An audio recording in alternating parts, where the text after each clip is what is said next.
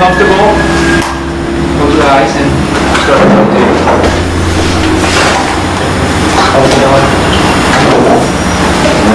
Pausa na lang.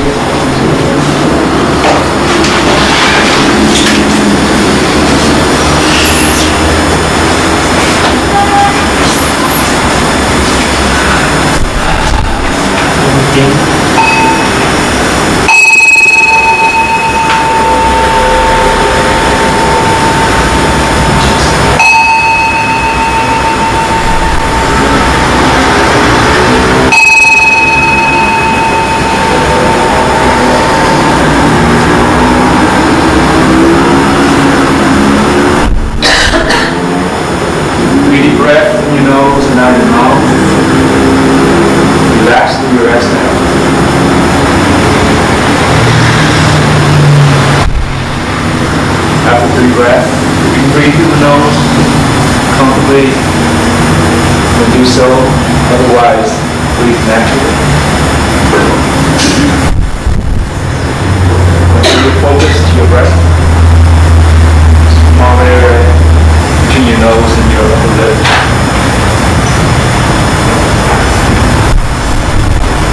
Without searching for anything, just observe the quality of the breath.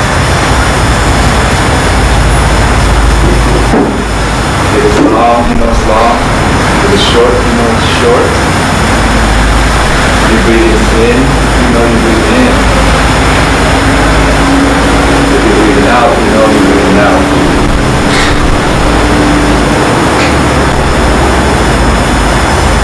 Don't try to block any thoughts. Just let them go.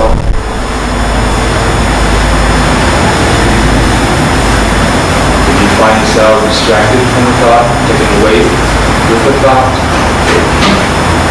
or get distracted by anything else. Once you're aware of that, just come back to the breath again.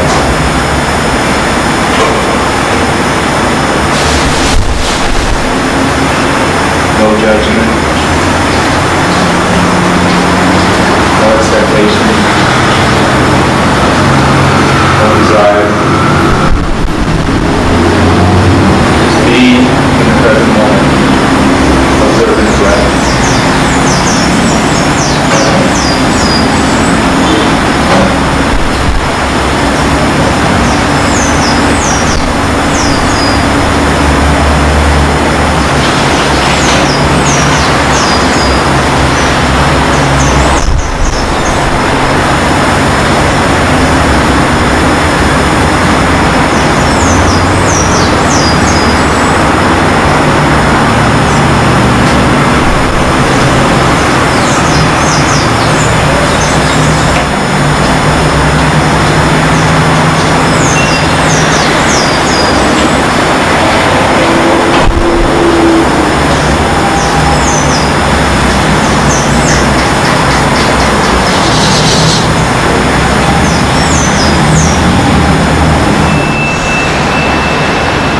Slowly move your fingers also.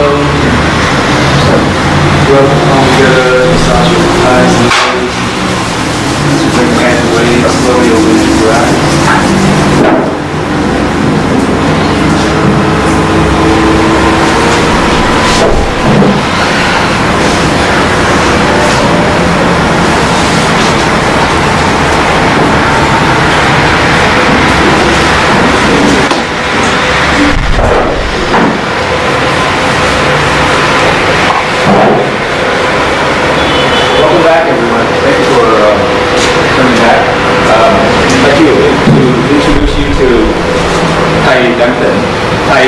Teacher, and Renton is his Buddhist name. He's been praying as a monk for over 20 years. He's currently the abbot. He runs the Vietnamese Buddhist Zen Center in Renton, Washington. The name of the center is Yuk Lam Minh Chánh. See, how would I explain that? Yuk Lam is bamboo or bamboo forest tradition. Minh Chánh meaning wisdom and direct path to wisdom. That's the name of the translation of the name of the temple. He's going to be giving a lecture on inner peace today. It's like our retreat. It's called retreat. Well, the retreat is this weekend. That's the inner peace is the theme of the retreat, so he's going to talk about inner peace. So for those that are going to the retreat this weekend, this will give you an idea of what to work towards at the retreat, or how to practice at the retreat. So we will have a light here. So good afternoon, my dear friend. Thank you for coming. Anybody first time here? I mean, first time for the center is so first time. Anybody yet? Last year? You attend last year? Just 1 or 2, 3, 4, 5, yeah? Okay.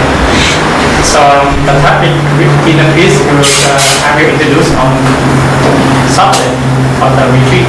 So today I just share my meditation method and guide you how to be meditate, right? So anybody know what is meditation? You all know meditation, right? Okay. So most of you already know meditation, right? So I just generally I just introduce my practice for daily life as a Buddhist monk and Zen Buddhist monk. So every day we have to wake up 3 in the morning, and then we have to brush our teeth, wash our face, and do our personal activity. And at 4, we begin to meditate until 6. So we have 2 hours meditate for 1 session in the morning.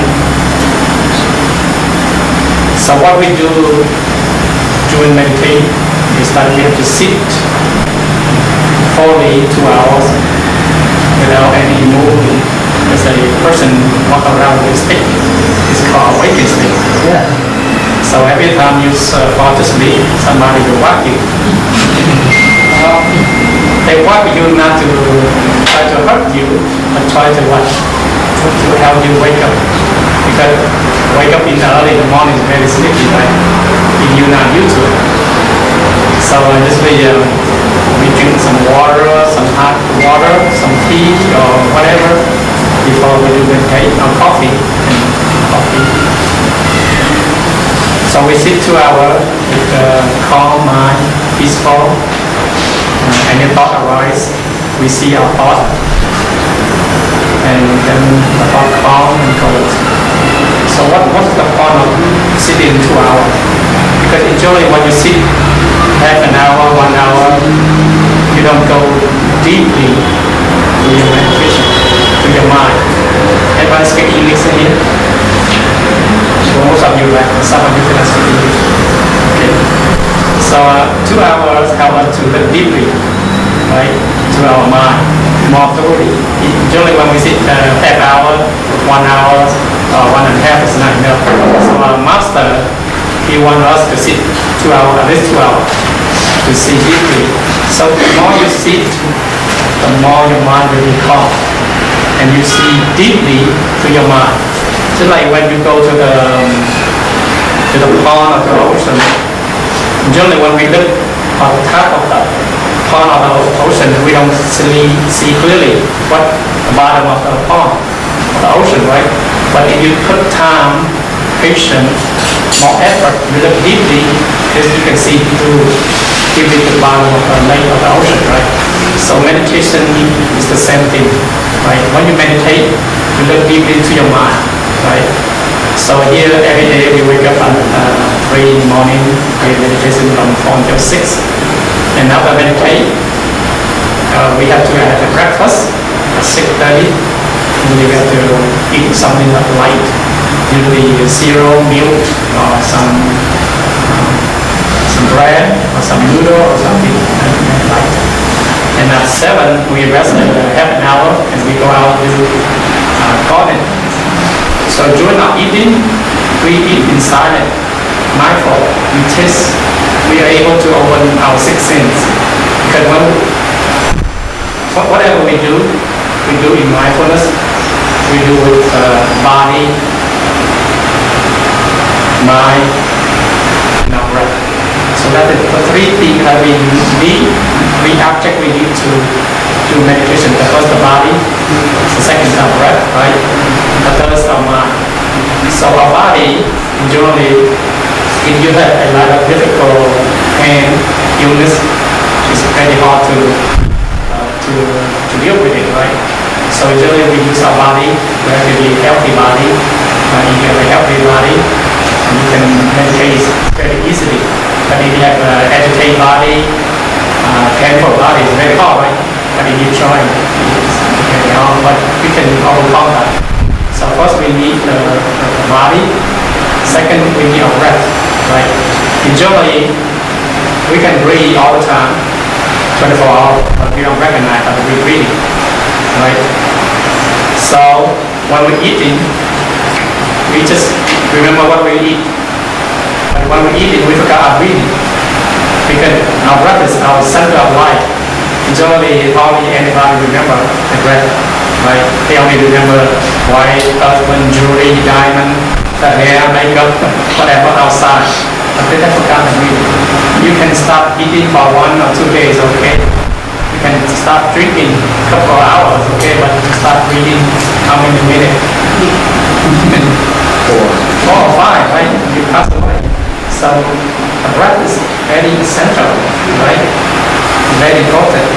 So usually we need the object of our breath to breathe, right? And the third thing, we need our mind, right? So what mind do we use? We have two, usually in Zen Buddhism, we define two types of mind. The first we call the monkey mind. The second we call the true mind. So the monkey mind is the thinking mind. It's always agitated. The true mind, right? It's always running around. So when we meditate, we look deeply how our thought, our monkey mind do, right? We observe each thought, each moment. So when we observe each thought, we can able to slow our thought. The thought come and go. Don't try to stop, because thought we cannot stop, right? Just like the water fountain or the waterfall. Waterfall, you cannot stop a waterfall, right? It's always falling. So the main thing that we look deeply into our thought. So between thought and thought, there's no thought. Usually, you understand? So when we look deeply, there's thought. Sometimes we have thought, sometimes we don't have thought, right? Thought is not always active. You sometimes stop. You sometimes not here, but you don't recognize it because the thoughts go so fast, right? So we need three things: our body, our breath, and our mind to be able to meditate. Right? So meditation is variety. There's many kinds of meditation, right? We can pick any meditation you like. So usually that's what we do for our daily life. Wake up in the morning, breathe, sit until 4 until 6, and then we eat breakfast silently. Usually we don't eat talking, because when you eat talking, then what? You will easily joke, or you don't taste the food your wife, your husband, or whoever cook, right? So when we eat, we have 5 contemplation. We contemplate where this food come from, and then we all have enough milk and protein to eat the food. And then we eat the food for helping safely. And then we eat the food for nourishing this body. Without food, this body cannot be active, right? So we need a healthy food. So every day we eat healthy food for our body.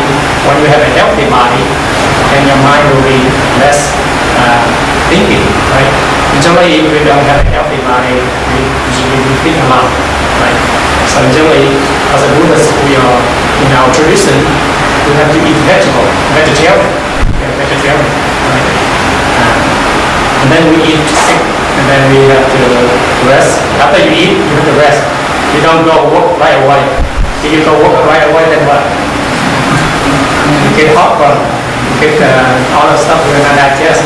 So, generally animals, all animals after they eat, they have to rest. So we are the same thing, right? When we eat, we have rest about half an hour, 2 hours, and then we do activity in the temple. We do landscape. We do raking the leaf or cleaning the restroom or whatever we do. We do 8 until 10:30. So we have 2.5 hours meditation in the garden, in the restroom, in the kitchen. That's mean cleaning, right? So what is meditation in the kitchen? Like when you wash the dish, awareness, you wash it, right? When you're cooking, awareness, and you're cooking.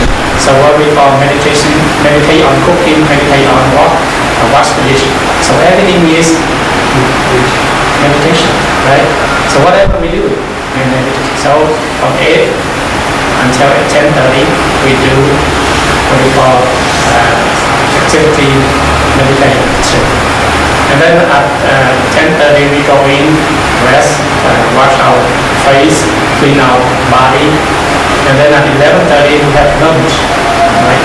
So during lunch we have to eat about 45 minutes, which is the silent, right? We have to do everything with silent. If you eat with talking, then you will have trouble. Right? In general, people society, when they eat, they always eat talking or take the phone or texting or whatever, right? They don't mind for what they eat. That's why they have high blood pressure, they have diabetes, they're not mindful what they eat. That's why they have all this problem. So when you look your food and you see your body, if your body needed food, you eat it. If the body don't need it, you don't need it. That's mindful, right? So mindful what we eat. So 11:30 until 12:15 we eat. And after that, we wash the dish. So as a monk, we have a community, we have to cook our own food. We have to wash our dish. Because every monk have to do it. So we do after lunch, we wash the dish. That's called meditation. So after that, we have half an hour rest again. And then we will take a nap about 45 minutes from 1 till 1:45. Because when you wake up too early, 3 in the morning, you will be sleepy, you're tired. So we need a rest, a nap. So after we wake up 1:45 and we begin to study the Dharma, the teaching of the Sutra from 2 until 4. So we have 2 hours study. So during your study, you focus on your study. You don't do anything else. You just sit there and learning the Sutra. Because we have, in Buddhism, we have 80,000 books of Sutra. We have to remember, we have to study every day. We have to study all our life until you get old and then you study some more. So there's 84,000 texts of Sutra you have to study every day. And then 4 until 5 we have what we call rest. We do the brain. So we train at 5 until 5:30. What we call brain repentance. So we do brain for ourselves, for all sentient beings, to send out our practice, our will to all sentient beings. And whoever pass away, or whoever sickness, we always pray for our people. We give them name and the birthday of birth, we will pray and send our love to them. And then after our praying, we have 5:30 until 6, we have light snack. In the evening, usually we don't eat a lot. We only eat light snack like drinking milk, cooking, or a small bowl of noodle. Why do we don't eat a lot of evening? Because we have to meditation again, 7 until 9, another 2 hours. So if you eat the full tummy, then when you go to meditate, then what? You fall asleep. So you have that watch. Right? So we have to eat. How many months Usually 5 months in our monastery. Currently we have 5 months living right now. But on Sunday it will be like 12. It's monk and nun or 12 people come to the retreat. So at 5:30. we have a nice snack. And then at 6 until 7, we just go to walking meditation. From 7 until 9, we do meditation again. And then at 10, we go to sleep. That's our whole day. Stage 3. 10 to 3, and then we have 1 hour of snack at 1 until 1:45. So be almost 6 hours of sleep.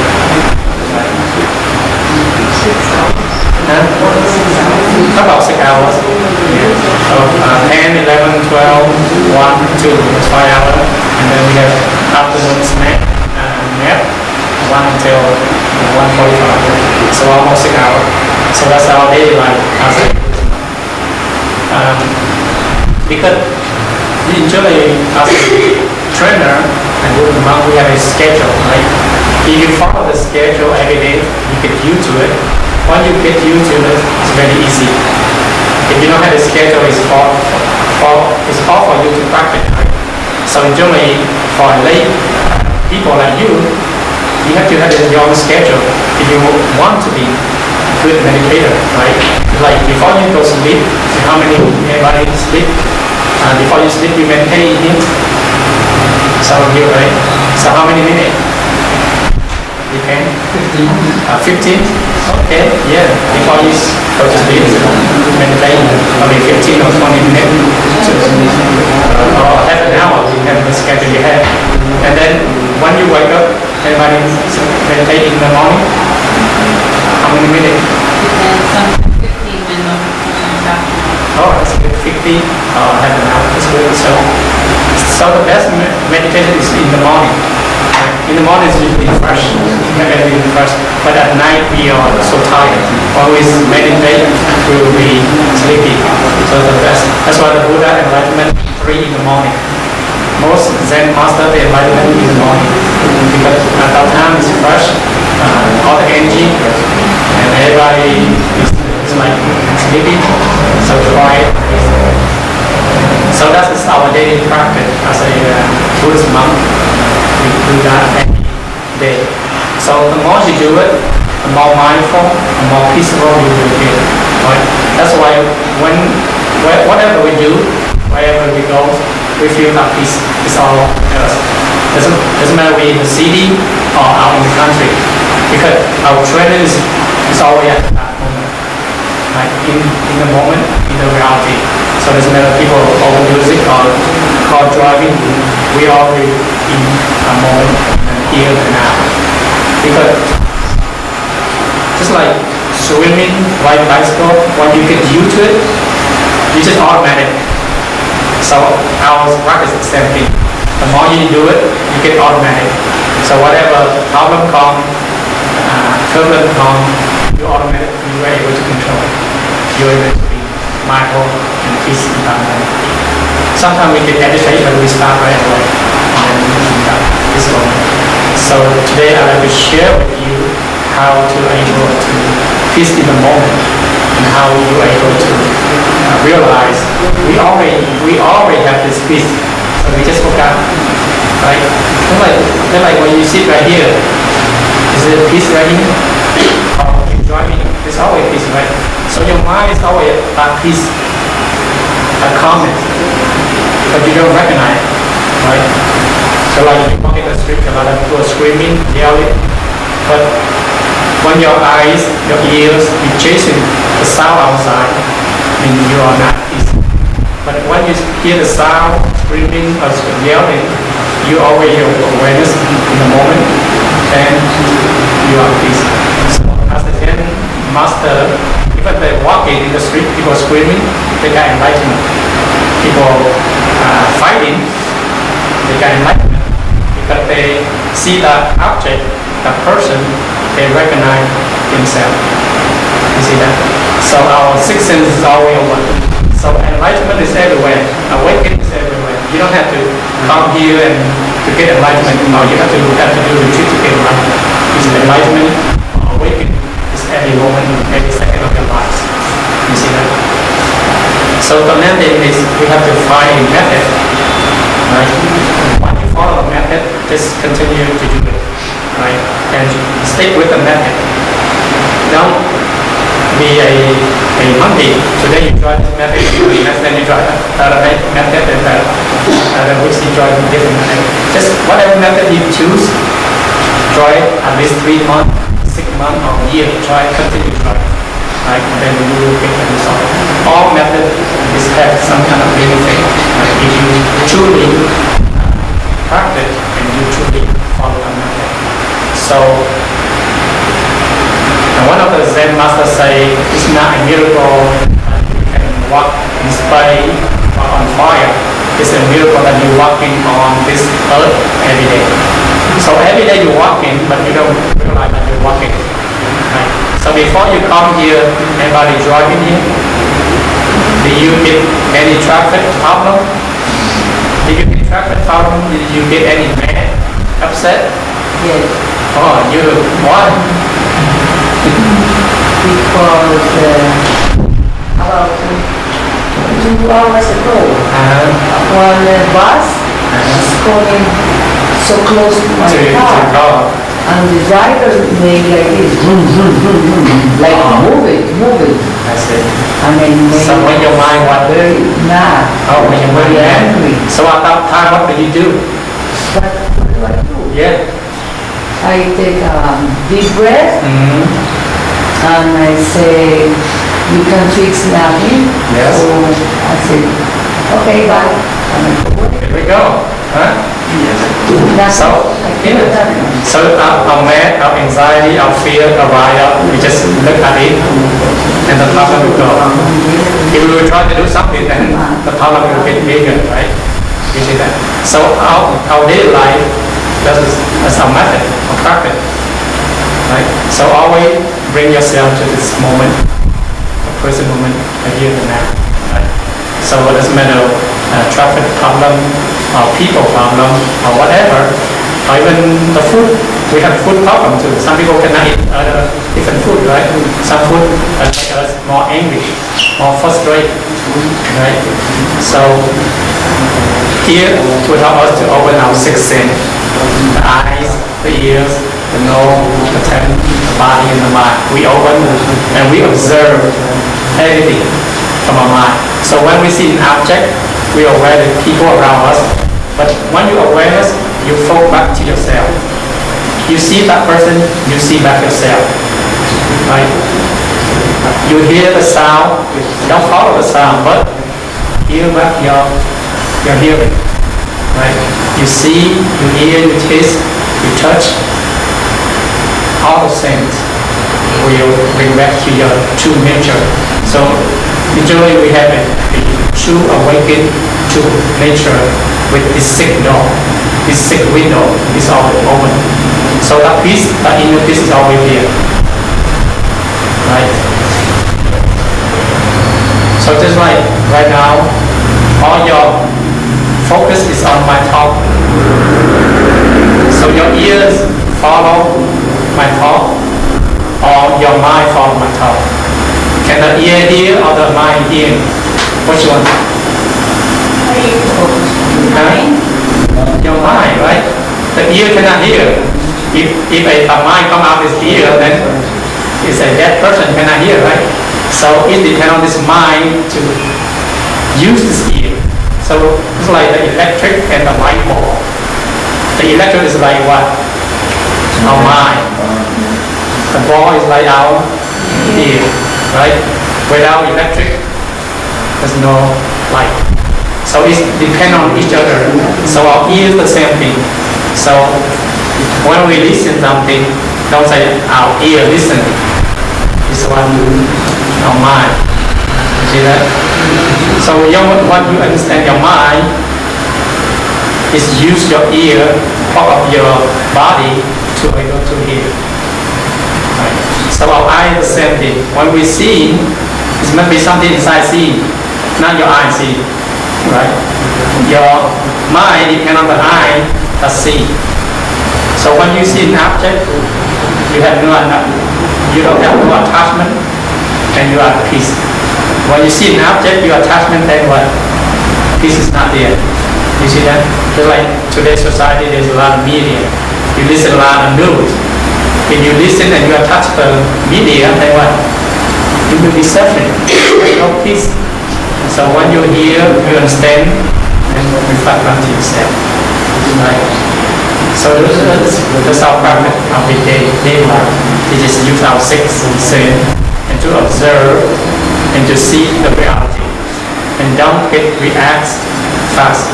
Everything has to slow down. So you have an idea, everything you did, very simple, right? So you can do this 24 hours. Even during your sleep. Anybody sleep have a lot of dreaming here? Can you check control your dream? What's your dream? That's a dream. Yeah. It's a story. Story. That the mind tells itself when we are not. Are you mindful when you're dreaming? Are you knowing that you are dreaming during your dream? Occasionally. Occasionally. Okay. So usually when we dream, that we don't know that we are dreaming, right? But the more you meditate, you will observe the dream, and you know that you are dreaming because you are mindful during your awake. You will be mindful during your dreaming too. And then you can able to control the dream. Oh, you see that? Oh, I'm dreaming. You can realize that you are dreaming, and then you feel it. You see that? So that is the strong practice. That's very strong. A person who in deep practice, they can able to observe the dream, and they know that they are dreaming. Right? But usually, when we have a dream that we are dreaming, we see a big bag of gold, and then what? A green or white. Oh, it's a big bag of gold or money or whatever we chase. Right? You see that? So here, I just give a simple step how we observe our daily life. So our daily life is all this activity, observe, mindfulness, awareness, and always bring to the moment. If you truly live in the moment, in the present moment, you can solve all the problems. Right? Usually we cannot solve our problem because we're chasing the past or the future, or we think it too much. Right? So here tonight, us help you to bring in them to live in the moment. And each moment we can see through deeply how our mind works and how our inner peace is always there. Right? So tonight you can sit here in the moment, in the present moment. Don't think about your wife, your husband, or your bill, whatever. Let it go. Right? Or think about somebody trying to do something to you. Let it go. That is all past. That's all in the mind. Just bring your mind to this reality moment. Right? So try your mind to be like space. The space is not attached to anything, right? Even the space engulfs everything, but it's not attached to anything. So your mind is the same thing. Your mind like space. And all the thinking, all the thought is like the material in the space. Right? So the more you meditate, the more you bigger your mind, like space, expand. So when you meditate, you have no thought. You feel your mind like infinity, like space, right? But when you have a thought arise, then what? Very limit. You see that? So that is the general idea of my talking today. We share with you our practice from the monastery, and you can use that, you can apply them. If you can able to apply, use it. If you can apply, just throw away. Forget what I told you tonight, right? Because whatever is good medicine for you, just use it. Whatever, just let it be. Suchness, stillness, right? So you see that? So we can observe and learn all the things in the world. Whatever benefit for you, yourself, or sentient being, use it. Whatever not benefit yourself, other sentient being, or other people, don't use it. Right? So we have to use our own wisdom to analyze. Everybody has their own point of views, right? We cannot come here and change your views, right? Everybody has your own freedom So generally, meditation method is freedom, is help us to free our mind, free our thought, free our will, free our whatever our belief. Right? If you get just attached to what you believe, then you cannot learn anything. So our mind is like the land. Whenever the rain comes, is observe all the water. So our mind is the same thing. Let it be, and we will drop by drop and observe. So you come here, this is the second day, right? Most of you, some of you, the first day here. So I'll be you second day, right? So you have learned a lot of things, right? So can you apply that method to your daily life? Yeah, that's good. So you can apply to that daily life. So you can tell from 3 months to 6 months, your stress, your anxiety, your feeling relaxed, and your happiness, your loving kindness, your wisdom, your growth. There's a research, I think last year I told this. There's a research group. They put a group of people in one room, another group of people in another room, and they put some plant, some tomato, orange, or whatever in that plant. This group, it have to be angry, frustrated, mad, anxiety, and the other group they are compassion, love, and kindness. At the end of 6 months, they test this group of people. All the plant is dying, and the other group of people is more food, more plant. The plant is food stronger. So you can see your mind. You have a lot of angry, frustrated, anxiety, fear. That energy will cause the environment around you. If you have a lot of compassion, love, and kindness, all the plant, all the material around you will be cool, stronger. So you can tell at your home, you can some plant, you have a lot of love, compassion to your plant, they're stronger, right? They grow stronger, they're more healthy. But if you have less care, you have less compassion, always careless, and your plant will die. You see that? How can you maybe use another word for energy? Or what would you define energy in that context? We have, we call energy with sat, and energy with form, and energy with formless. It depends what energy you use. So generally, energy with form, you can feel like the form, they have radiation, you can feel that's form. But the energy of formless is come from your true mind, which we call love, compassion. Total or formless. So total or formless is more stronger than energy with form. This energy with form is limited, but the energy with formless is unlimited. It's like space. So it depends you organize as energy with form or formless. You see that? So generally you can say energy as force. Anybody watch Star Wars here? Most of us watch Star Wars, right? So he talked about the energy of form. You can control, you can use all these things through your mind. But you have to depend on the formless to be able to control the form. It's like, where does iPhone come from? Come from your mind. Come from Steve Jobs' mind. He think about iPhone and then it's great. So everything is great from what? Our mind. Without the mind, there's no iPhone, no bell, no table, no you. Right? So where you come from? From your mom and that mind. They think about having children. Yeah? And then come, sleep together, and then you somewhere enter. Right? You see that? So everything has to be come from mind first. So everything you can see, you can observe. How do you get here? Who forced you to get here?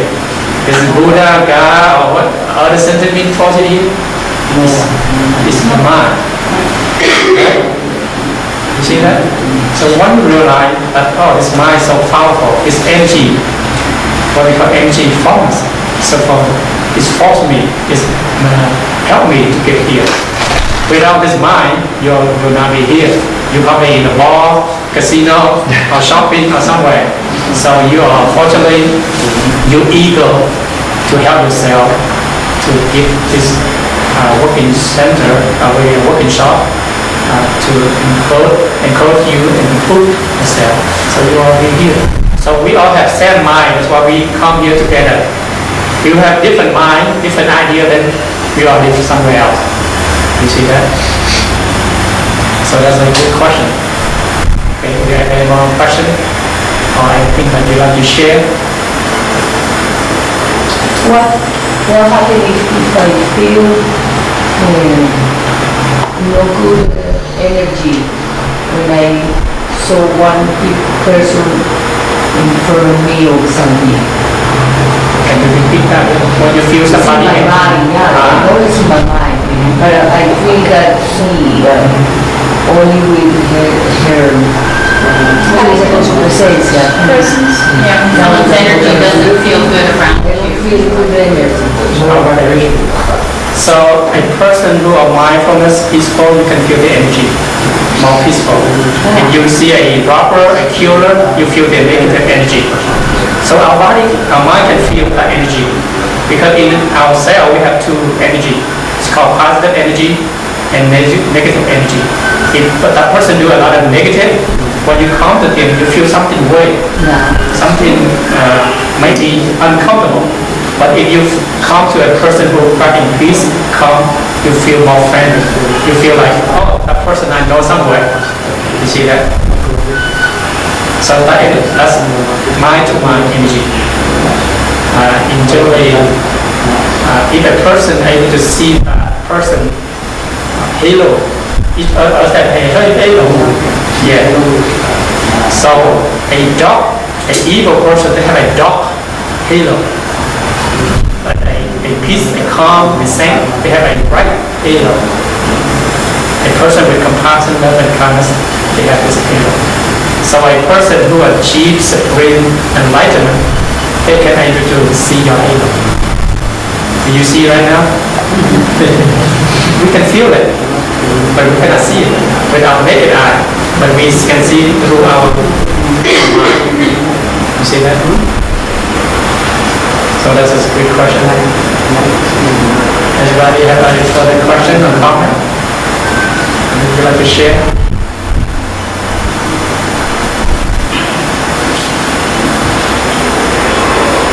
I think that stilling your mind, it's like there are a lot of other techniques like before you react, count to 10, before you something comes into conflict or something, or you start to get upset, it's like cool down, count to 10, which allows you to take one step back and observe more objectively whatever situation you're in. And that's similar to stilling your mind, is stepping back and seeing the reality of the moment, as opposed to what your mind is overlaying with stories and emotions.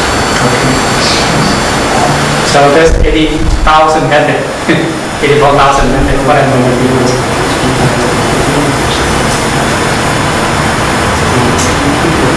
Yes. I want to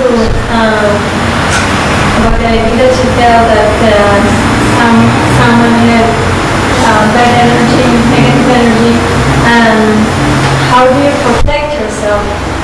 Because I feel sometimes that I'm coming with such a good energy, I'm so relaxed, and someone can drop me. And instead of, I want to give him a good energy, but I'm going after him, going down.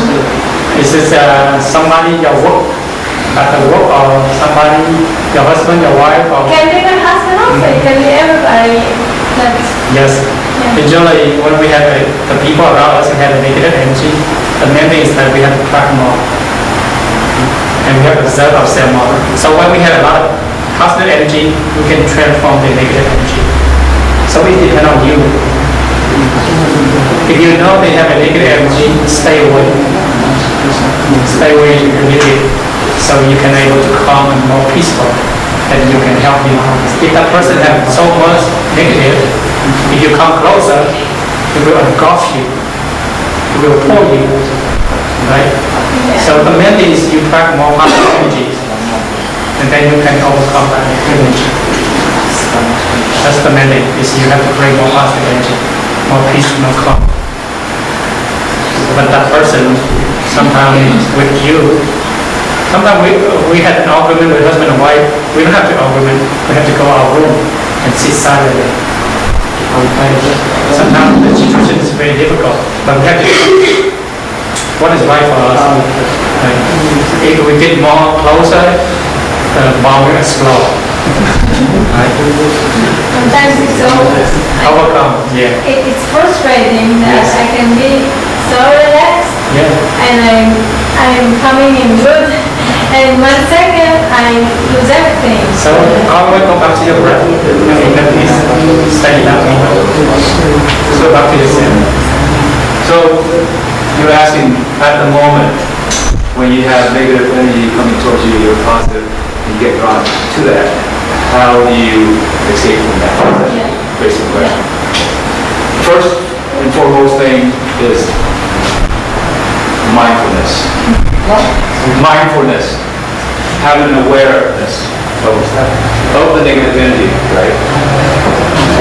When you are drawing down by the negative energy, what happened is you are attached to the energy. So how do you attach? How do you step back from that? Use technique, just like the breath, focus on your breath.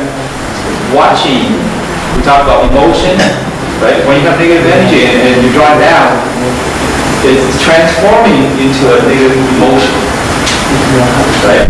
So just take a step back. Pure observation. We practice observing our breath, observing the sensation.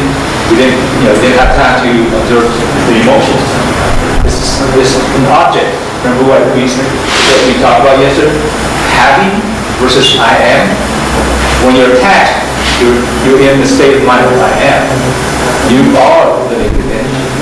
So you step back by just observing your negativity that you are feeling, whether it is through emotion, through your mind, or through your body.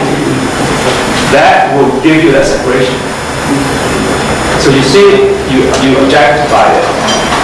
That gives you that space between their negative energy and your negative energy.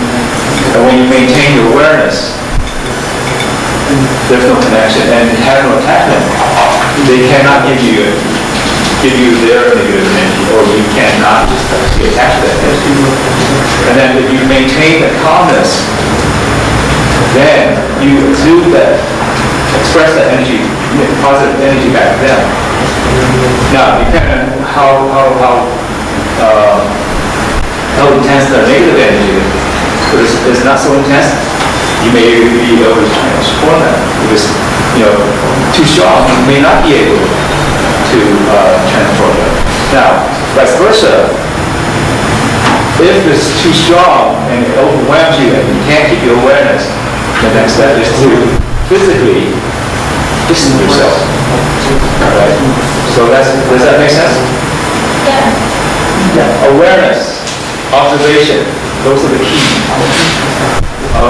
Awareness through observation, right?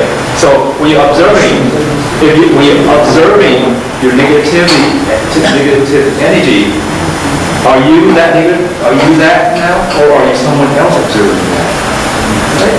There are two minds, the thinking mind, the egocentric mind. The egocentric mind is the only mind that suffers. The true mind that's unattached, the true self, never suffered. It's just consciousness. So where do you reside in? Do you reside in the consciousness? Or do you reside in the ego? If you reside in the ego, you suffer. If you step back and reside in the consciousness, watching the ego suffer, you no longer suffer. And that energy from the ego will dissipate eventually. Does that make sense? I have a question. Does that process of detachment interfere with your ability to feel empathy? Because Yes. you can't really put yourself in the other person's position, Yes. how can you actually experience what they are experiencing if you are detached? Okay, if you're detached, Or okay, the way it's been okay, if you're detached, that's the only way you can have empathy and share, and have understanding of their experience. When you're attached, you and them are experiencing the same thing. You have no awareness. Okay, so just like that example, this person has negative energy, right? Is angry, comes at you, and gets you angry. Now the only thing that you're in the egocentric perspective now, you're living in the egocentric mind. So all you have is just anger. Right? You cannot see their anger anymore. You're seeing your anger. Now you're going to go into a defensive mode. You're going to push that anger back to them. And it's like, go ahead. But usually, in my experience or my understanding, anger is not just anger. Anger comes from frustration or suffering or insecurity. And if I aim to actually understand this person and not be affected by their anger, but actually to somehow feel empathetic to them because they matter to me, Right. then what? You cannot have empathy when you're angry yourself. Because you are suffering just as they are. And you're blinded by your own suffering. Only when you can detach and step back, and you see, when you're able to see your suffering, and you know where it comes from, then you can relate. I'm suffering just like that person. This doesn't feel good. Then when you see that, you don't see their anger forcing upon you, but you see their suffering. By seeing your suffering, you see their suffering. When you see their suffering, then you can have the possibility to have empathy. And that empathy is shared with you and them. Does that make sense? Yeah, but that sounds like an extra step from what you were explaining earlier. That the ability first to just step back Right. and see their anger and not get into that dynamic that's harmful, but then also to be able to see through that and then experience something more than just nothing. Yes, it does take two steps. Just like compassion, you cannot have compassion for other people until you have compassion for yourself. Then you can relate. I'll give you an example. This person is on fire, literally on fire, right? He's screaming and he grabs you for help, right? Or he seems like he's grabbing you, but then he lunges at you, he pushed you, right? And you get caught on fire. Now, if you are literally on fire and your mind is on fire because he pushed you, that's what you're thinking. That's all you're going to be experiencing. You can't see his suffering, but first of all, what do you have to do? You got to put out your fire first, right? And then you can see that they're on fire. Then you have to really help them. Does that make sense? So it is two steps, but this, in the mind, it happens really quick. You talk about, milliseconds here, and it all depends on your awareness. You don't have a lot of awareness, it's going to take a little longer. If you have really good awareness, really good practice, it's almost nature. You don't have to think about it. There's no thinking. Does that make sense? Is that helpful? Does it? Another question is, how is your empathy arise? I'm sorry? How is your empathy? Talk about how is it arise when doing your empathy? Well, it depends of how much I can see from the other person and what's causing their anger. I'm not particularly an angry person, so I don't usually get rage just by being screamed at or something like that, but I can understand how that is the sort of response that many people will have. I just don't think that's the empathy you're looking for. So when we have empathy, there's no anger, no you and I, no separation, no border.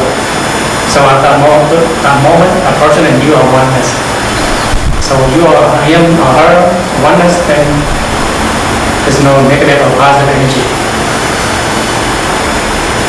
And is that possible even when you feel this bad energy coming from the other person? Actually, what is bad and good, we have the mind of duality. And generally, the true reality is no bad and good. It's like space as space. Because right now we are distinct bad and good. If a person who truly empathy, enlightenment, actually there's no bad and good. It's just that the There's no whole anger. conversation came up as a sort of a practical example of how and when you should not get affected by other people's emotions or attitudes.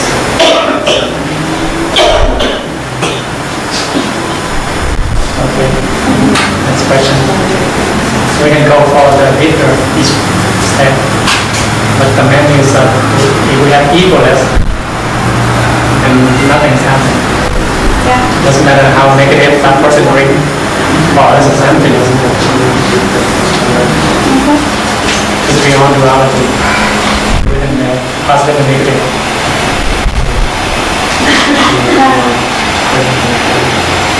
High level to aim for, I guess. There's no high and low. Thank you. Remember, he's from a Zen tradition. So Zen tradition is based on the practice through emptiness. So there's no duality. So that's not So basically, any adjective I use would be in a vacuum because right. there's no... So it's, duality, there's always two sides to the coin, right?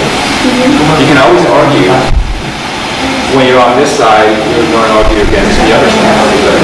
So the path of non-duality is to look at the emptiness of everything. The aspect of no self for anything, even ideas.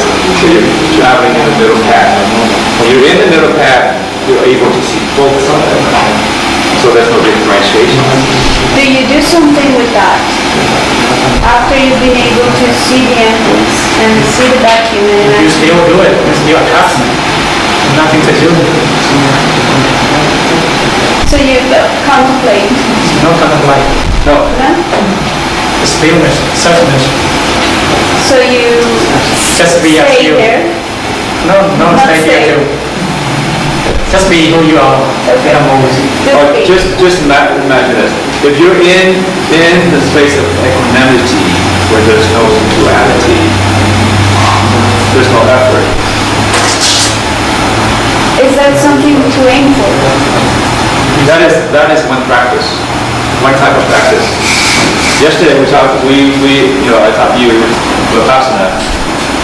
So in Vipassana practice, we concentrate on the breath, the body, emotion, then the mind. In the Zen tradition, we go straight to the mind. Okay? In Vipassana, we based on the philosophy of impermanent. Right? In the Zen tradition, we base the philosophy that we practice from is based on emptiness. But in Vipassana, when you get to the mind, when you practice content of the mind, it also at the end leads to emptiness through impermanence. So the technique is a little different. There's almost like, so that's why the Zen is very difficult for people to grasp, because how do you explain emptiness? Yeah. How do you explain the state of non-duality? When the more we try to explain it, the farther we go away from trying to make sense of it. That's the problem. So in the technique that he speaks to, right, in the Vipassana, we look at tangible things. Like your breath, it's tangible, right? Touch, you feel that. Emotion, you can see that, right? And your thought, you can see that. But in the Zen tradition, even with the thought itself, it's not that we let go of the thought or anything, but we don't even get attached to the space and time of no thought. The emptiness. That's kind of like the most simplistic explanation that I can give on that. Okay, next question. So it feels to me, a lay people, a common people, that path is easier not to achieve, or is more doable. Because I can start with something I can The tap Vipassana. into. You're not there, yeah. The Vipassana. Rather than the Zen, because I feel like I cannot empty myself that easy out of my, I'm normal human being, I have all this, and then go there, it seems like you jump from the baby just born into full-grown adult in a short time, so.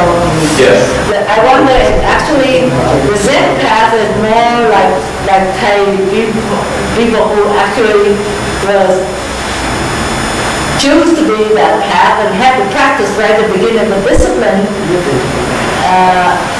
and then the other path is for us or something. I don't know. I just want to know how other people feel about that and what they.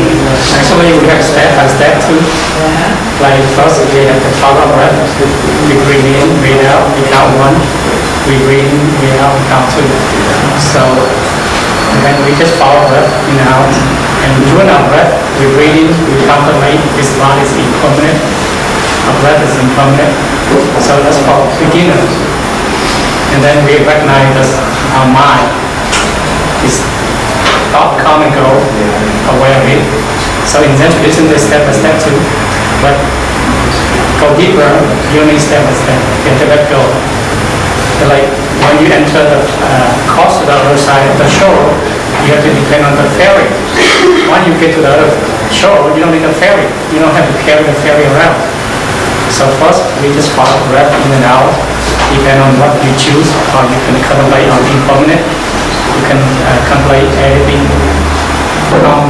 by itself, or you can contemplate on emptiness. So you can choose, because Zen tradition is many tradition too, not just empty your mind.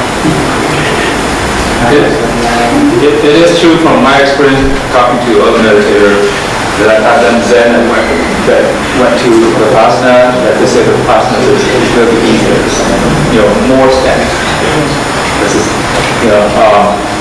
so it's a matter of what works for you. For people that have a mind, a really open mind, they don't think in the box. Zen tradition is easy for them. Focus on something, just draw and just sleep, So it all depends on what works for you. But the important thing that I said earlier, is that whatever path you choose, you have to be consistent with it for a while. 3, 6 months, whatever that is, right? And if you're still having difficulty, then you seek another path.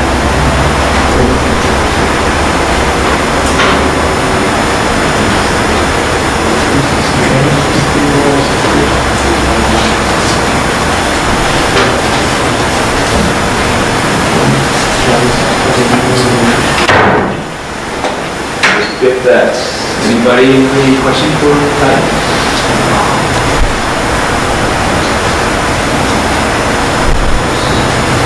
So yesterday, I'll just quickly, since we don't have anything for here. So life is, things that we can't change, we can't control. It's birth, aging, illness, death, physical pain, hunger, thirst, fatigue, sleepiness, all that, right? The factor of suffering that brings us to suffering is greed, hatred, ignorance, unwise, habitual tendency, the mind wandering, the egocentric point of view. And what that brings us is the needless suffering, mental suffering, emotional suffering, dissatisfactions, sorrow, mental stress, fear, regret, worry, anxiety, obsessing, and so on. How do we train the mind? Through meditation, mindfulness, awareness, and acceptance, letting go. And that what gives us is the alternative to suffering. The trained mind can find inner peace, happiness, tranquility, equanimity, very important here. Satisfaction, compassion, understanding, loving, and wisdom. Can I take a photo? Pardon me? Can I take a photo? I will send this to Ken and Ken can send to them. Right, so what is inner peace? Really, it's a state of equanimity, right? Equal. So you're not falling on one side or another. In the Zen tradition, there's no duality there. Okay? So what is to be calm, clear-minded, non-resistant, non-judgmental, non-clinging and grasping in the present, being in the present moment without reacting based on your biases and your habitual tendencies.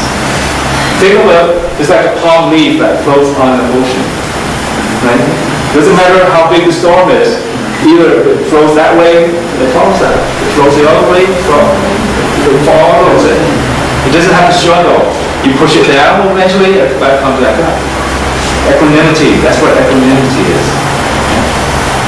You don't have to resist. There's no resistance in that. And so, just to make sure that you understand, because that felt like I wasn't too clear yesterday about suffering. Yeah. Discomfort and pain does not equal suffering. It doesn't bring suffering. This doesn't bring suffering. When you have an untrained mind, suffering can come out of this. Okay? If you have discomfort, pain, and you resist, you try to solve problems through your egocentric mind, I, me mind, then suffering may occur. If there's desire for a certain outcome based on this specific outcome, and then the outcome isn't what you expect, then suffering occurs. Okay? What discomfort and pain does is it gives you that effort to change and transform. He was, I forget his name. Slavic, yeah. He said, I feel like I have to suffer to be successful, right? You don't have to be. But the discomfort, your failure brings discomfort, right? Or physical pain cause you to realize you need to change. That realization gives you the energy of effort to make the change, or strive for change. Does that make sense? It's a little bit better now? Okay. I'll quickly go through this. Default mode network of the brain. This is based on neuroscience terminology. Okay. The default mode network of the brain resides in our left side hemisphere. This is where we have, cognitive thinking or speech. This is where we make lists. On this side, we think in series. That's why we make lists. And then this is where we give ourselves roadblocks. Because when you think in series, you say, okay, if I need to achieve this, I got to do this to get there. And if I don't do one of them, or I struggle in one of them, then I never get there. On the right side, the brain works in parallel, and they work together. They work in parallel. On the right side, our creativity side of the brain, right? It doesn't work in series, it works in parallel. So it says, okay, I need to get there, but there's many ways I can get there. If I get stuck, there's another way. There's another step. And if I have to take one extra step, it's okay. So oftentimes, when the default mode network of how our brain works reside in the left side. And the left side creates habits. Do something over and over again, you don't think about it. That's part of the characteristic of the default mode network of the brain. And it's also a place where we mind wander. Yesterday I had to talk about mind wandering. bring us suffering, right? Because we're either mind wanders to the future or to the past, we're not present, right? So mind wandering occurs roughly 50% of our awake life. It's associated with lower happiness and correlate with the default mode there with the brain. So let's just say DMN is associated mainly with the left region. We were talking about that, where language critical thinking is. And it relates to habits. And then DMN is associated with the process ranging from attentional, anxiety, clinical disorder, Alzheimer's disease. Okay. So mind wandering, Harvard study. There was a Harvard study trying to figure out, does mind wandering create unhappiness or unhappiness create mind wandering? So they looked at about over 150,000 people all over the world, all walks of life, rich, poor, famous people, not famous people, all that. And what they found out through questionnaire is that mind wandering create unhappiness. And so the second question there, maybe that's not the case. Maybe you're unhappy, that's why you mind wander. So they ran a second experiment with the same people, and they found out that wasn't the case. The mind wandering brings you happiness, it's not the other way around. But I'm not to say that mind wandering is all bad. They associate with certain memory, multitasking, right? Formation, consolidated memory is involved in creativity. But the problem is we tend to operate in that mode too much. That's the problem. Okay? And it creates a tendency to react through habits. And part of that mind wandering is what makes it difficult to be still and to have introspect and to look at our mind. That's why it's so difficult to meditate when we sit quietly, we look within. But our minds always want to wander. That's why it makes it so difficult. Okay. So when our body's overburdened and sick, we do physical things, right? When our mind's overburdened, and resting the mind is a little more difficult because of that mind-wandering habits, how we operate. We operate on that side. But however, with meditation training, you can invert that. By seeing the mind work itself and having that focus, keeps the mind from wandering. So, I think this may be redundant, but so for a meditator, new meditator, when you first sit trying to meditate, all things come up, right? Food, what you want to eat later on, what you did last night, things like that. So we get attached to a thought, we get carried away. Story, spinning stories from stories. Get trapped in that, we get lost in that. So mind wanders. What's the difference between someone that is an experienced meditator? Their mind doesn't stop. They don't, they still have all that thoughts up there, but they're not attached to it. So when you empty the mind, so don't make the mistake of thinking of emptying your mind as getting rid of all these thoughts. That cannot happen. You empty the attachment to the thought. Okay? It's there. You acknowledge it, you observe it. You see the impermanence of it. You see the nature of the impermanence. Let go. You let go. Right. You don't create story after story. Okay? So, brain state. So, compare to sleep study, how they define the state of the brain. Beta state is here. This is when we are normal activity, right? We're walking, we're talking, we're having activity, we're relating to things, right? We operate here, and this is where the DMN is, default mode network of the brain is at this state. Okay. At this state,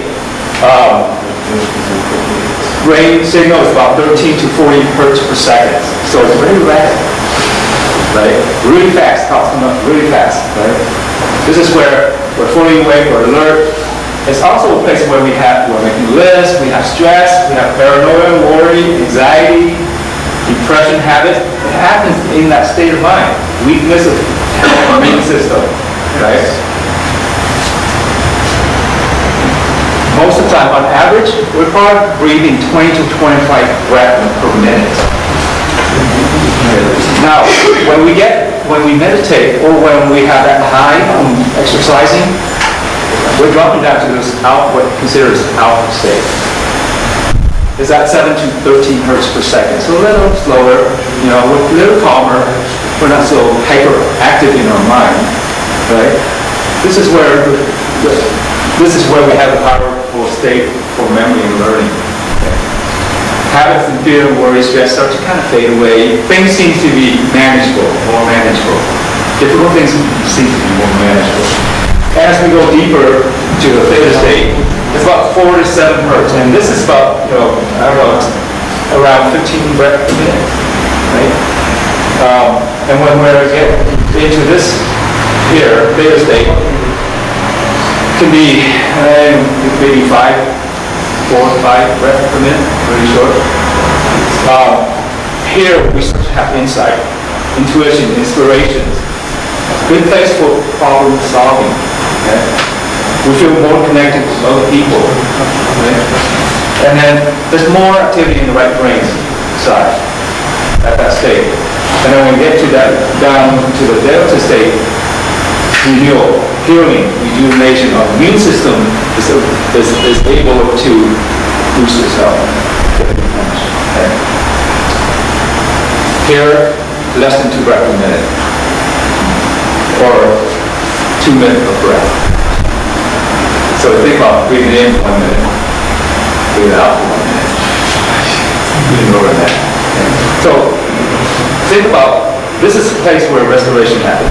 So what does that mean?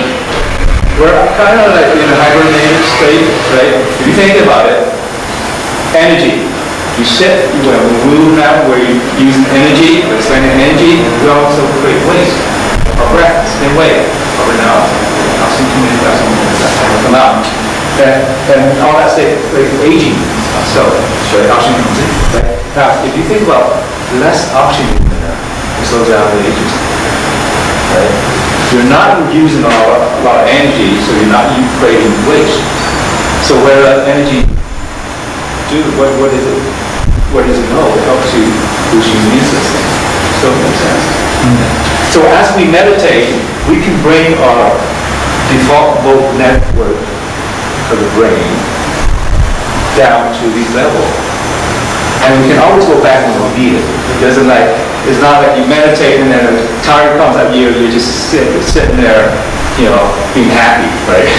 You still have recognition, but now we have clear recognition of what you need to do instead of peeing your pants, right? That may happen too. So we're working to bring from left brain hemisphere activity into more of a right here activity. Yes. So if you talk or think about the source of life or source of energy, whatever, when you get closer to the source, you are, with the meditation, you are getting higher to this inner frequency that's closer, more closer, for example, theta, and then the other one, Delta. yeah. So I think it's getting like closer to the oneness, to the Yes. just the connection. Yes. So that's great. Right, because even from this state here, see, sense of peace and harmony, right here, right? And then you go down here, you feel more connected to the energy connection. You're more connected. This is like I was saying about the connection about bigger energy, and you can feel somebody, right? It's all from the mind. Yes. Stuff get closer to that universal energy. And then there's no differentiation between your energy, my energy, this hit, negative. Go into that space of equanimity. Yeah. So through meditation and Practice? Yes. Let it go. The more you let go, let it go, the more you're able to move down that path. Okay, so we already kind of talked about that. So yesterday, before we eat, we didn't have a chance to go through the emotion, the meditation and emotion. Okay. So everything that we experience, eventually, almost everything, I think for most of us, untrained mind, everything that we experience will manifest itself into an emotion. And then from an emotion, whether it's pleasant, unpleasant, or neutral, we act upon that based on our habits. But so, and sometimes it's hard to identify an emotion. But similarly, how we practiced yesterday of observing the sensation on our body, this time we're going to open our awareness to observe emotion.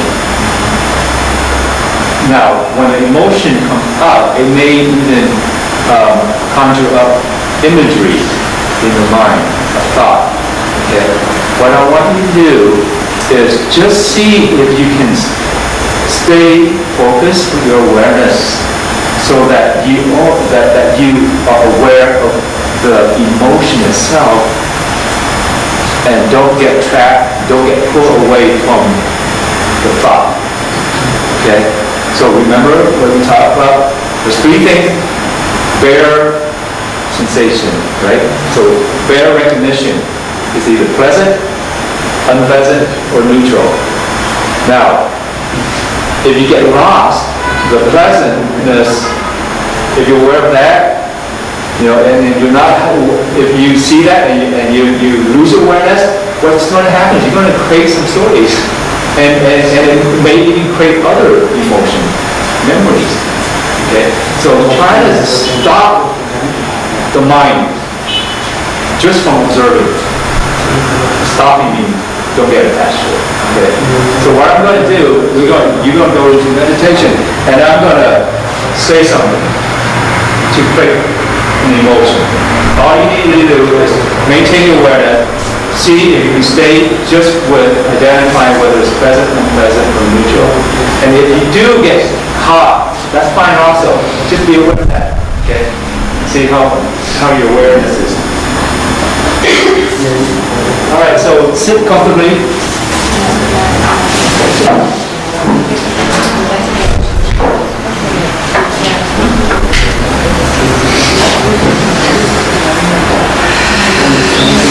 Clean breath in your nose and out of your mouth.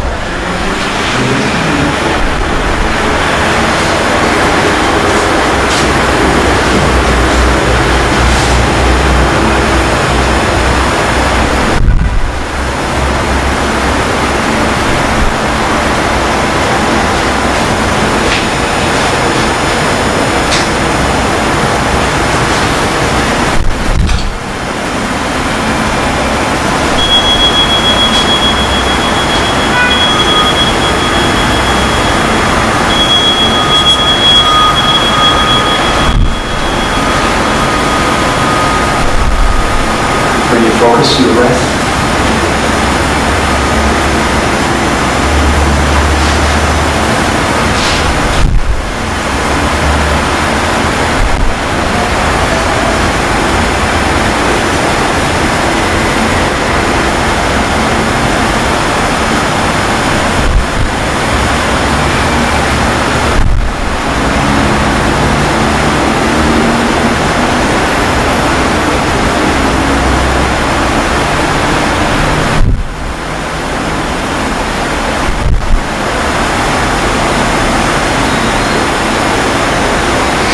Keep your awareness completely open as you bring your attention to your breath. So keep it open to the sensation, thoughts, and emotion.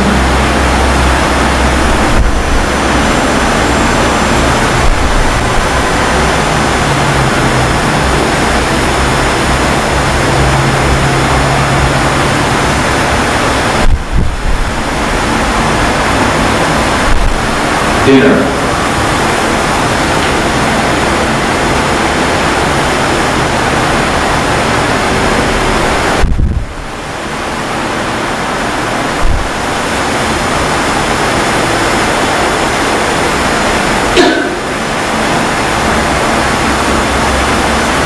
Ice cream.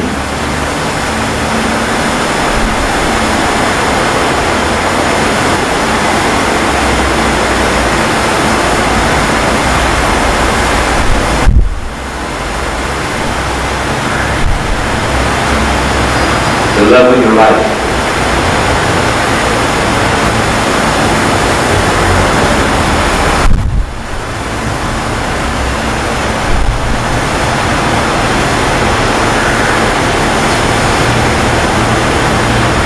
Donald Trump.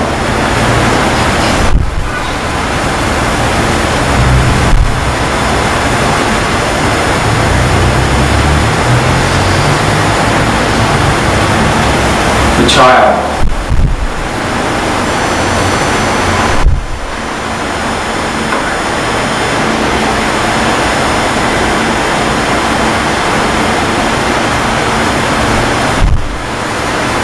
The child dying of hunger.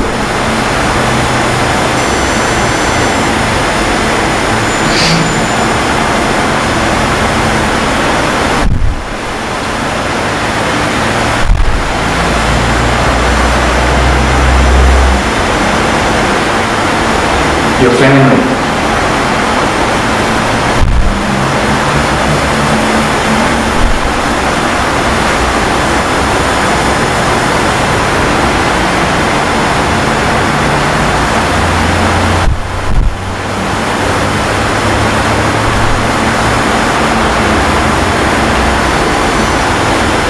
Your enemy.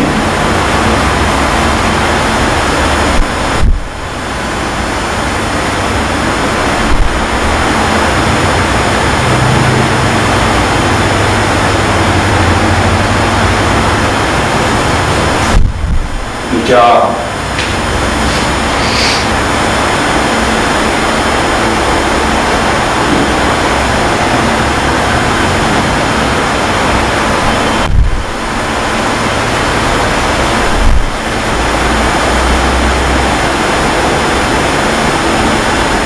Your focus.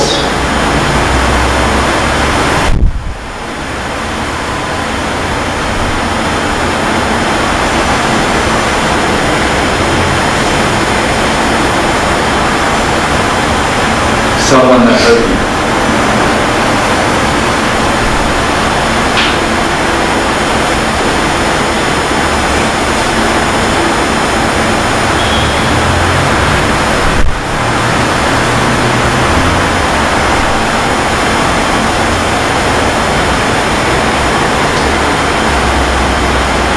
The person that you love the most dying.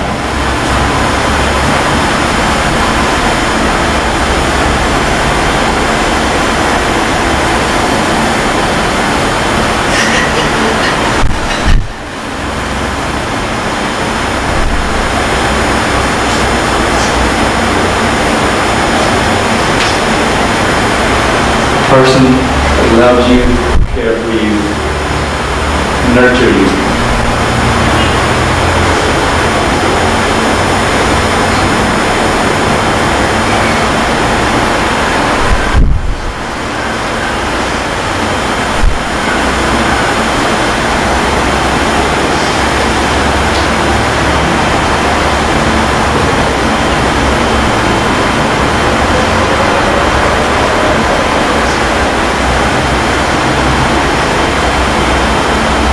From this moment, you won't be able to see anyone you love anymore.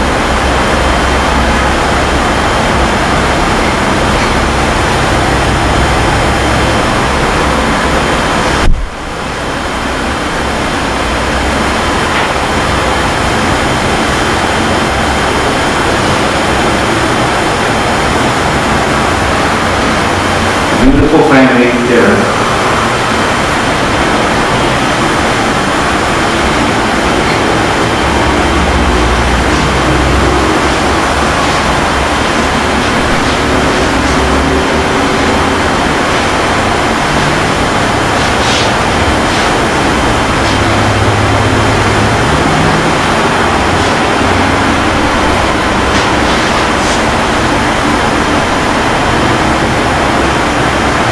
cool water.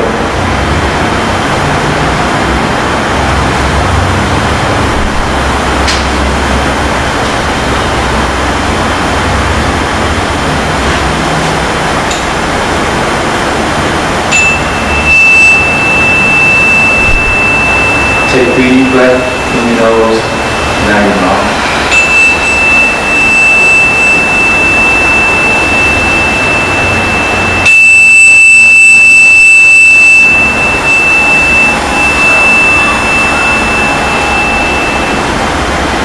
Slowly come out of your meditation as you've done.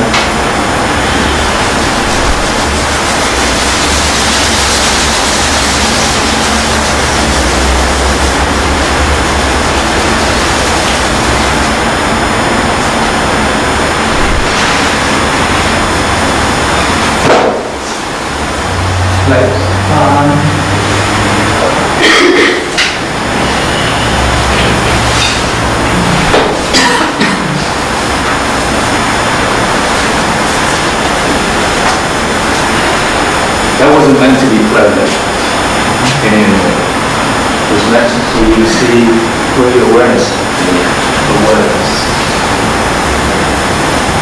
Were you able to stay focused, maintain equanimity?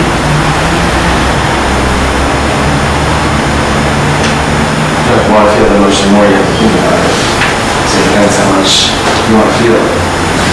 You can kind of control it. You see that you can control that. How much power you get to the image or the thought.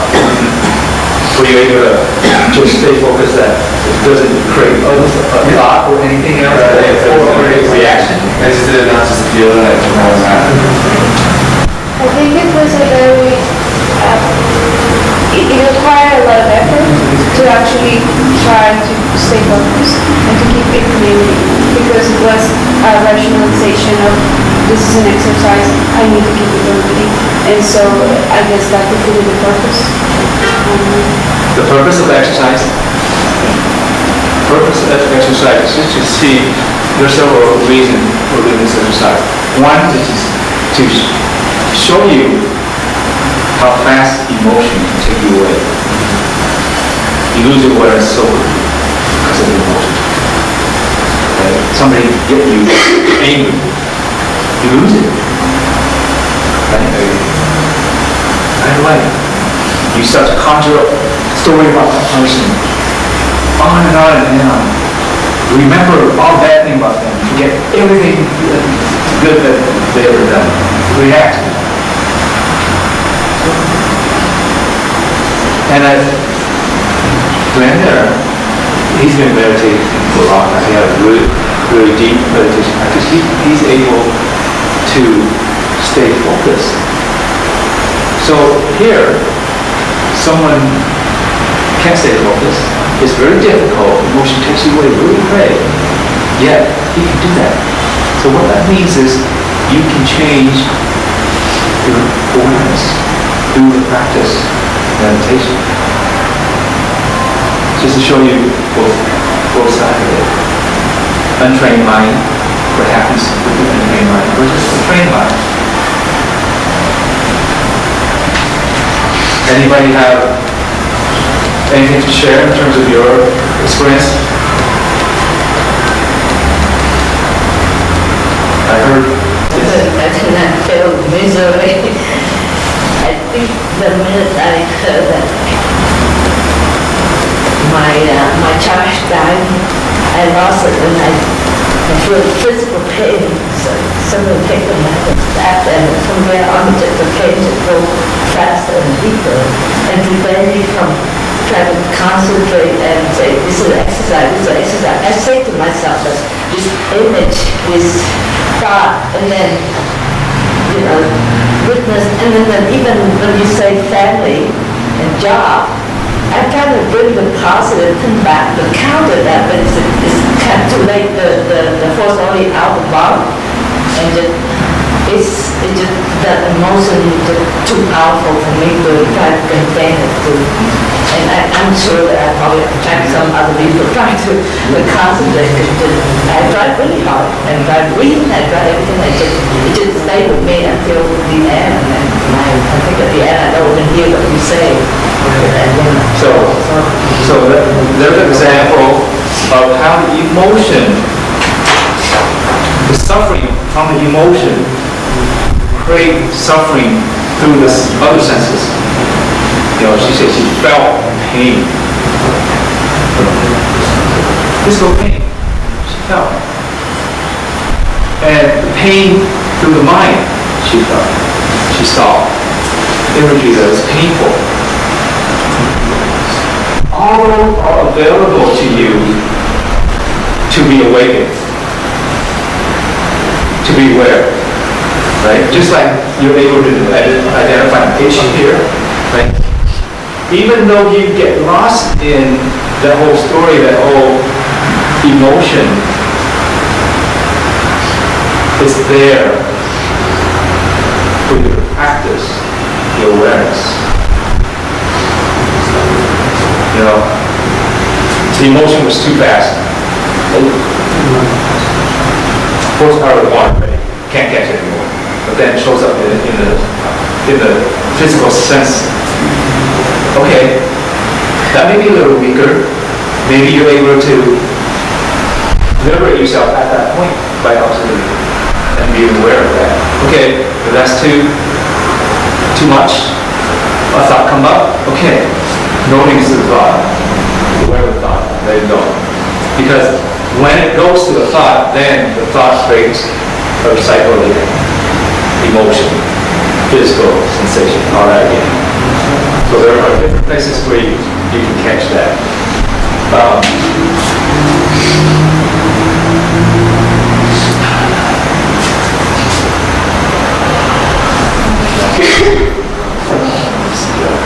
Okay. See this? You get caught in it, you know, hearing. You hear what I say. Imagery came up, right? Pleasant, unpleasant, neutral. Unpleasantness give you a concept, a story, or a tenor of facts, right? And you don't have awareness, it runs away into some emotion. And you don't catch yourself there, it runs into some reaction or some other thoughts, and it spirals into other stories, right? But when you have awareness and you can't, so see scissors here, right? You can't catch it there, continue. Maybe you're able to catch it there. If you can't, you continue. So if you're able to catch it, then it becomes this, right? You heard what I said. You maintain your awareness, so you slow down the reaction, right? And so the better sensation here. If you have awareness, it stops right there. If you don't, maybe continue, but still slower. So this is when a trained mind, this is how the trained mind operates. This is how the untrained mind operates. Does that make sense? So that whole exercise is to show you that. Anybody want to share their experience, their awareness? Sharing will help everyone.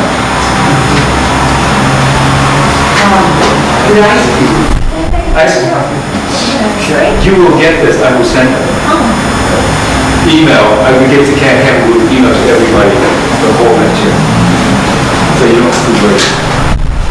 Yes. When you say ice cream, Yes. I feel the sensation like tasting. So I thought, wow, it got me in my taste, the ice cream. And also farming, I start to feel like emotions, and I observe and try to do what you said. But yes, emotions and senses are there. Yes. And for me, some emotions were harder to cut than Yes. others. Yes. So for example, the ice cream, I was looking at ice cream when I came here. So for example, that was a lot harder to cut than, for example, baby, because I'm American, I don't have any children, Right. that doesn't come to me. Right. So it was easier to cut than, for example, the ice cream. Yeah. So what shows is that the attachment, the stronger the attachment, the harder to be aware. Like relationships, right? The stronger the relationship, the more bounded you are, the more you may suffer. Okay, if she's my family, and if we have arguments, you know, it's hard to overcome. But if she's someone I just met today, she can yell at me, yeah, no problem. I don't know you, I won't see you again. He has a question. I was amazed how quickly just a word or a phrase can evoke an emotion. It was instantaneous. Yes. That's the part that was surprising. Yeah, it's very fast. We talk about, you know, milliseconds. Remember I showed the brain operating at, you know, up to 40 hertz per second. Do you understand what 400 hertz per second? By the time you blink your eyes, the millions of thoughts are already gone. I was surprised that some of the words that I would have like guessed would be pleasant emotions would get somewhat unpleasant or just bring mixed emotions, not necessarily pleasant as I thought it could be, Right. but also unpleasant. So that's based on your experience in the past, right? What you experience in the past will drive what you experience in the past. So even though I throw a word out to create unpleasantness, whatever you experience based on that word past, it may have been pleasant, so you know you automatically see it as unpleasant rather than unpleasant. I find difficult to let go the thoughts because it's really interesting to see the feelings. Because it was surprising when she said, I don't know, cold water, and I feel cold now, so for me it's like, I don't want. And there are some things that you said, I don't know, I get along without my family. I got like neutral. So it's good to have a neutral, and then you start to think, oh my God, I have neutral, I don't mind. And then it's not, you have to calm the thought. And it was interesting, too interesting To watch all that happening? all this, yeah. So you're able to watch. Yeah. Another thing about this practice is you're able to watch yourself. Right? Even when you're caught up in emotion, you're able to watch yourself. If you weren't able to watch yourself, you will continue down that spiral. Never ending. And what was interesting, the first thing that I thought it was the intuition, it was the real thing, Or just yeah, because it's always in meditation, I think, not only meditation, like communicating, I don't know, how to say communicate, like to give like messages, yeah? So sometimes I feel like it's a message, but maybe it's not message, it's me just creating it. creating. Yes. So how can you make the difference if it's real, but it's like message from the deeper means, it's also like from a deep feeling, a deep place in me, my real me, and this is a good message. I mean, this is the message, it's a real message, or something that the ego created, and I can trust it. It's not about trusting it. It's about being aware and identifying what it is. Yeah. I can't tell you how you do that, right? I can't, because I don't see what you thought was like, so I can't say, well, is it a message or something creating mine, but based on my experience, ego. Most of the time, yes. Because what is present right there and then, before that thought comes up. If it's not, whatever that thought is, that wasn't presented to you at that present moment, most likely is conjured. It's the ego creating. try to identify itself with that thought. I can't help but think about a book in my training.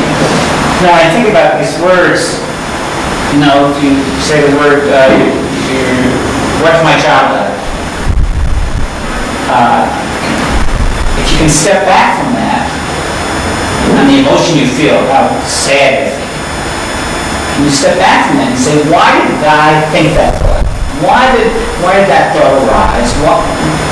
What was motivating that thought? What was underlying that? So in my training, there was a book I read about how to analyze your toddler's behavior and react appropriately. And there were 4, it was called motives for misbehavior. And so, if your child, your toddler, your preschool does something and you feel anger, you can feel annoyance, you can feel hurt, or you can feel despair. Those are the 4 things. And by analyzing how you felt, you could then discern by stepping back and analyzing your own feeling about the behavior your child would manifest, you could then discern what the child's motive for the behavior was. So if you felt annoyed, it's because and that allows you to appropriately do what you need to do with your child. So if you felt annoyed, it's because your child wanted attention. Maybe once you analyze your annoyance as that, he wants attention, then you can say, okay, when I'm through doing what I'm doing, we'll sit down and I'll read you a book. That would be the appropriate response to respond to a child's need for attention. But how do you know he needs attention? It's because you felt annoyed. You analyzed it, you felt it. Similarly, if you felt anger, it's because your child was in a power struggle with you over something. He's angry too. Right, and he's in a power struggle with you, and you feel angry because your authority is being challenged or whatever. Well, the response to that is you have to do some sort of a negotiation with your child, because once you recognize that he feels he's in a power struggle with you, you have to defuse the situation. And if you feel hurt, it's because your child is trying to get revenge on you because he feels hurt. So you have to, when you feel hurt, you have to kind of repair that relationship. And then if you feel despair, it's because your child has displayed inadequacy. Let's say he starts wetting the bed again. It's because there's some self-esteem issue there. And so the way to address that is to work on that problem. So by analyzing how you feel, you can understand the motive. And so when you analyze, when you get an emotional word or some term, or a nice word, ice cream, and it evokes an emotion, if you step back, then you can try to understand what about your brain generated that emotion. And you can get some sort of a perspective and an equanimity about it, and not be reactive to it. Does that answer your previous? Remember you had a question about anger? Does that answer it a little more clearly? Yeah, that's actually very helpful for the empathy, that question I had earlier. I guess that needs some practice though, not just theory, but... It's hard when you're a parent and you're trying to cook or do some drive somewhere and your child's doing some things driving you nuts. It's hard to say, let me take a step back. Why am I so upset about what his behavior is or her behavior is? And then you can figure out the appropriate response. And similarly, when you get emotional about something, if you take that step back by practicing mindfulness and getting detached from the emotion, then you can look at the emotion and say, where is that emotion coming from? What is that? So I have questions about it. I'm really confused right now because from what all my life, everybody will say that, and when I take a test, I'm extremely right brain, extremely right, top the chart. And many times in my life, I didn't want to display that way because I've been a manager director. You don't want to avoid to see your weakness, but many times I feel the pain of whoever brings it to me. And oftentimes I try to fight it so they don't see it, but a lot of time I go with it because that's who I am and I feel it. And to me, it maybe not necessarily a bad thing. Okay, so I didn't look at it too hard. I know I have to work on that. But it feels like the left-brain person, which I had the Medellin one, extremely left-brain, he analyzed everything. He made this. So it seems like that exercise that he would tell Jen will leave it on the training, it feels like it comes more natural to him because he analyzed. Every little thing that analyzed. I go with the flow. So it's not saying that it's good or bad, it's just who we are and what we are. So I'm confused that. Don't worry about how other people are dealing with situations, similar situations. It's not about them. It doesn't help you at all. It's introspective. You got to look at yourself. You have to know yourself, basically. You have to be aware of yourself. So, when we're trying to find empathy, right, by practicing mindfulness and meditation, it doesn't mean suffer with the person who's suffering. It means being able to detach and understand their suffering. It doesn't mean suffering with them. The idea is not to suffer. Right? So empathy is not suffering with someone, it's understanding their suffering by stepping back, detaching from it and seeing why they're suffering. And then you understand their suffering, then that's empathy. You understand why they're suffering. Maybe. Questions? Two things. How do you distinguish the difference between being detached for when emotions are just shut down? So you're not, you know what I mean? Yeah, It's I like, do. yeah. And then also detachment from people saying you don't care because you sound so detached. You know what I mean? Yes. Well, how do you know if you're detached or Emotionally shut down. emotionally shut down?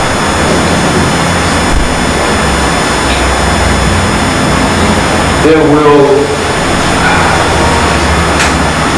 let me see, It's a tough one because I know with with trauma, you can shut So down when you your have emotion, you are attachment. So if you know your detachment, even though emotion is there, you detachment, you see emotion, it's come and goes, and you're aware of this. You're so happy, you see a bit. So emotions never shut down, go by. So your attachment is always there. So always awareness, emotion come and go. And then your detachment means you don't attach to the emotion. It just come and go.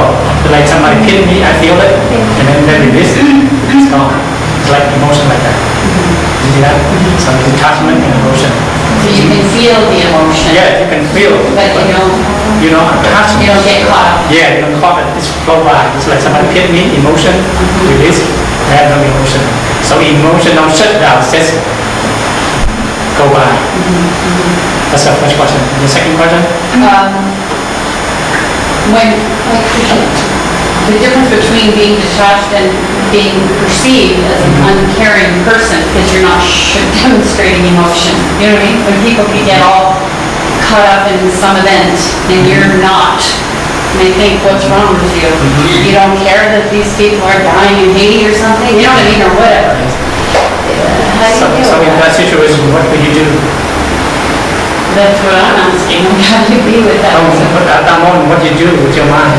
Are you doing something? I start to question. Like what? Do I not care? Is that true? You know? But then I know it's not true. So you really care or not care? Yeah. So you have to ask yourself a question. So you avoid a question, you have to ask, you have to answer that question. For myself. Yeah, because the answer is not my answer. So I want you to answer that. So you will find the answer for yourself. You see that? Yeah. And it doesn't matter what anyone else thinks.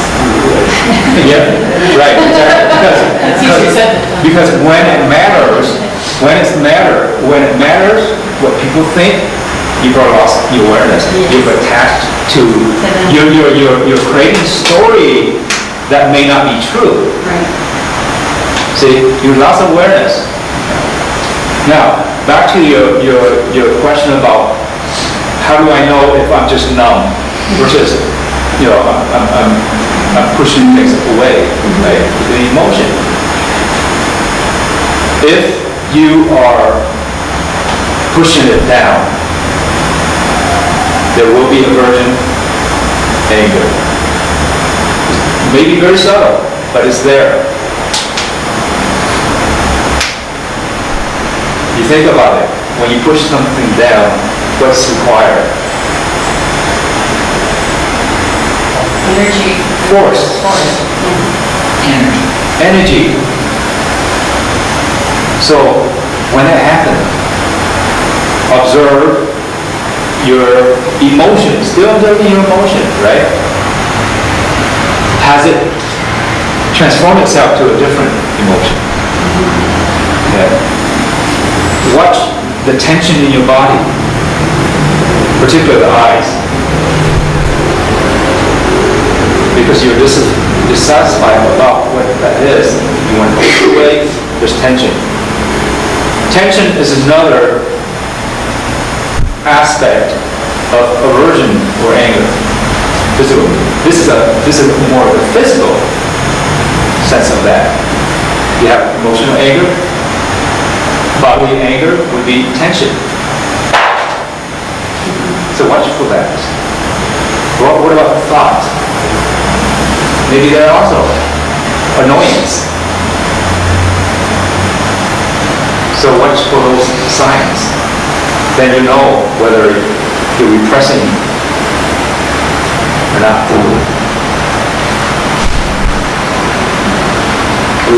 Anybody else?